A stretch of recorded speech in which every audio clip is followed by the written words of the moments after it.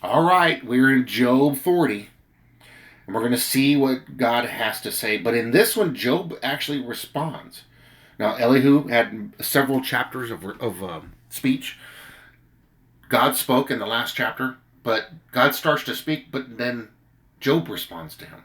Let's see what this interaction goes, because we're going to see something interesting with Job and what he has realized and what he admits, and it's an example to all of us.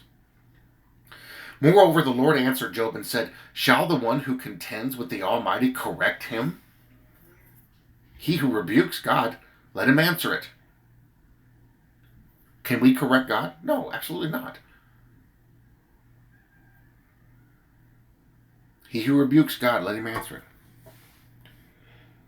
Then Job answered the Lord and said, "Behold, I am vile." Sounds like Isaiah there. "What shall I answer you? I lay my hand over my mouth. Once I have spoken, but I will not answer. Yes, twice, but I will proceed no further." Then the Lord answered Job out of the whirlwind and said, "Now prepare yourself like a man. I will question you, and you shall answer me. Would you indeed annul my judgment? Would you condemn me that you may be justified?" Which, in a way, that's what he was doing in his speech. "Have you an arm like God, or can you thunder with a voice like his? Then adorn yourself with majesty and splendor, and array yourself with glory and beauty. Disperse the rage of your wrath. Look on everyone who is proud and humble him. Look on everyone who is proud and bring him low.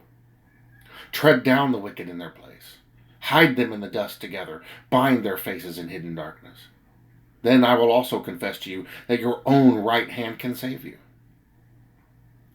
Obviously, we can't save ourselves, can we? "Look now at the behemoth, which I made along with you. He eats grass like an ox." So, an ox is big. This behemoth is even bigger. This is where it gets into the whole thing with the dinosaurs. "Which I made along with you. See now his strength in his hips, and his power is in his stomach muscles. He moves his tail like a cedar. The sinews of his thighs are tightly knit. His bones are like beams of bronze, his ribs like bars of iron. He is the first of the ways of God. Only he who made him can bring near his sword." So a lot of people think this is possibly a brontosaurus or some form of that giant animal. We have fossils of them. What they won't tell you is that the fossils that a lot of the dinosaur fossils they find with human skeletons, the same level, same strata. They died together, so they died in the flood. He is the first of the ways of God. Only he who made him can bring near his sword. Surely the mountains yield food for him, and all the beasts of the field play there. He lies under the lotus tree in a covert of reeds and marsh. The lotus trees cover him with their shade. The willows by the brook surround him. Indeed, the river may rage, yet he is not disturbed. He is confident, though the Jordan gushes into his mouth. Though he takes it in his eyes. Let me make sure I read that right. Though he takes it in his eyes, or one pierces his nose with a snare. So he's using examples. God is going to great specifics about things they would know about. See, if there were no dinosaurs, then what would this thing? What is this behemoth? Because there's nothing on the world today that exists that we can describe that.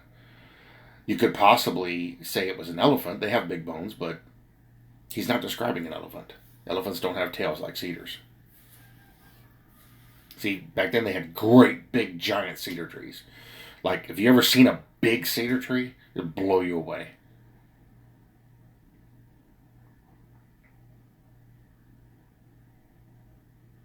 But he's being very specific about this because he's showing his understanding. And this is even just a simple example.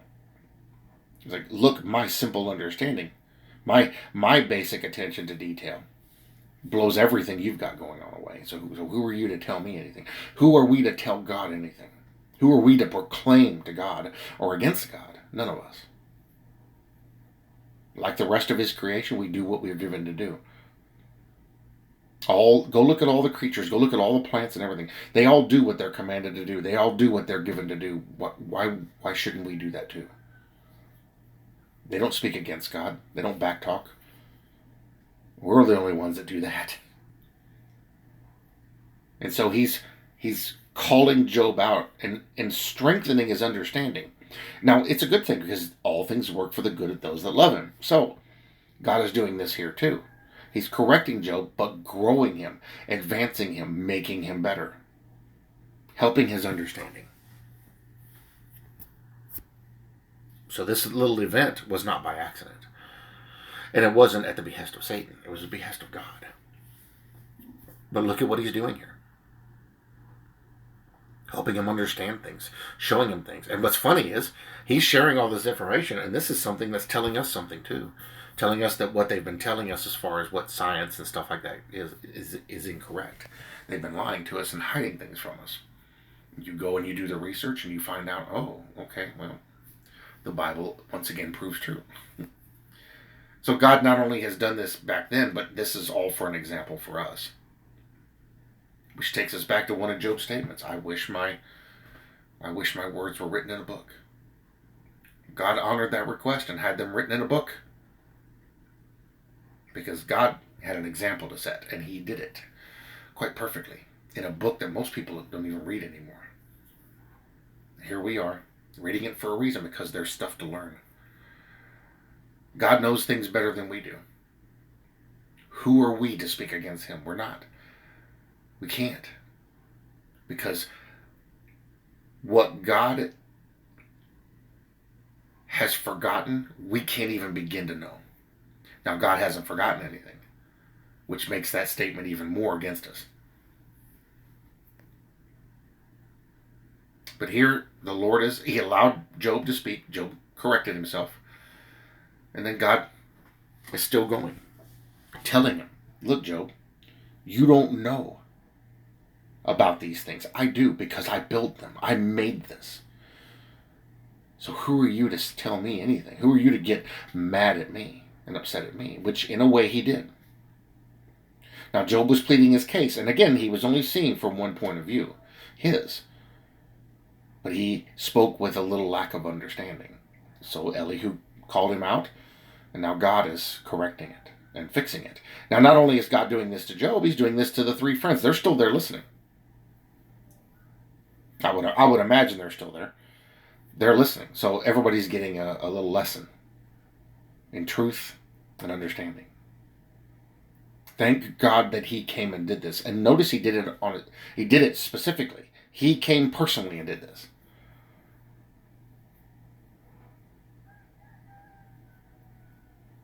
This is how much our God cares. So that was Job 40. The next video will be Job 41. And he keeps going with his speech. He continues on with his speech. Talking about Leviathan now, which is another dinosaur reference. And he gets more into the specifics.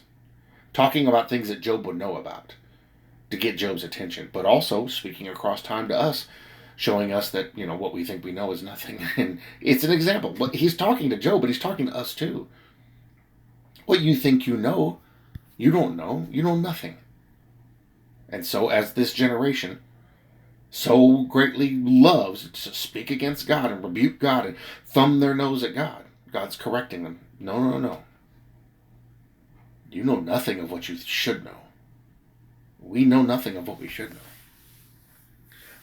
But I'm at the place now where I realize I know nothing. I put it all in the hands of God. Lord, you run the show, not me.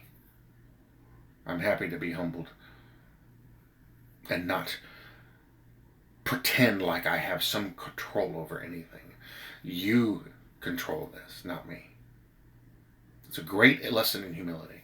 And we'll get into that second part of this interaction in the next video. What's after that is Job repentance and restoration, and that is the end of it there. So we have 2 more chapters to go, and we'll see the end of this book. I don't know where we're going to go from there, but This is interesting because this is something that speaks to each of us.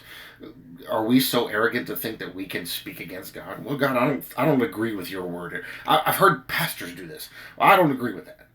It doesn't matter whether you agree with it or not. God said it, and that's how it's going to go. But there's a lot of people today. Well, I think God was wrong on that one. Really? So you're going to pull a Job? You need to go read that last half of the book of Job. But that's what people do. That's pride. It's arrogance. Let me tell you something. God hasn't spoken in 2,000 years. See, when he spoke here, everybody shut up and listen. God hasn't spoken in 2,000 years. When he speaks, when the voice, the cry of command, the whole world is going to sit up and take notice. The whole world is going to know. The whole world is going to realize. And we have the scriptures that confirm that. And so, as arrogant as man is, and as much as man desperately tries to be their own God, they fail miserably. And God's going to correct that understanding, just like he did here with Job. But notice what happens, though, and we get into that chapter. He doesn't condemn Job, he restores him. Amazing. But we'll find out that Job does something very interesting and very important that every one of us must remember too.